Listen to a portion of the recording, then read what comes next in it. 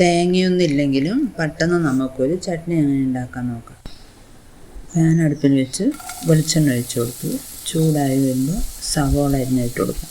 ഒരു പീസ് ഇഞ്ചി, എരിവിന് ആവശ്യമായ പച്ചമുളക്, ആവശ്യത്തിന് ഉപ്പ്, കുറച്ച് പുളി, കറിവേപ്പില ഇവ ചേർത്ത് നല്ലപോലെ ഒന്ന് വഴറ്റി വരുമ്പോൾ 2 ടേബിൾ സ്പൂണോളം പൊട്ടുകടല കൂടി ഇട്ട് ഒന്ന് ഇളക്കി നമുക്ക് ഇറക്കി വയ്ക്കാം. ചൂടാറിയതിന് ശേഷം ആവശ്യത്തിന് വെള്ളം ഒഴിച്ച് അരച്ചെടുക്കാം.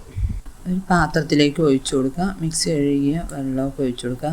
കട്ടിയായിട്ടുള്ളൊരു ചട്നിയാണ്. വറവിനായിട്ട് വെളിച്ചെണ്ണ ഒഴിച്ചു കൊടുക്കുക. കടുകിട്ടു, നന്നായി പൊട്ടി വരുന്നുണ്ട്. നമുക്ക് കറിവേപ്പിലയും വറ്റൽമുളകും ചേർത്തു.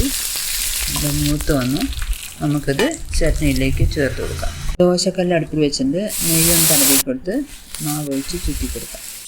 മുകളിൽ കുറച്ച് നെയ്യൊക്കെ ഒഴിച്ച് കൊടുക്കുന്നുണ്ട്. നല്ല മുരിഞ്ഞൊക്കെ വന്നിട്ട് നിറച്ചിട്ട് നമ്മുടെ ദോശയൊക്കെ റെഡിയായി. ഇനി നമുക്ക് ചട്നി കൂട്ടി കഴിക്കാം. തേങ്ങ വെച്ചുണ്ടാക്കുന്ന ചട്നിയുടെ അത്രയൊന്നും ടേസ്റ്റ് ഉണ്ടാവില്ല. എന്നാലും നമുക്ക് ഇല്ലാത്തതിന് അഡ്ജസ്റ്റായി കഴിക്കാൻ പറ്റും. വീഡിയോ ഇഷ്ടമായ ലൈക്ക് ചെയ്യണം, സപ്പോർട്ട് ചെയ്യണം. Thank you for watching.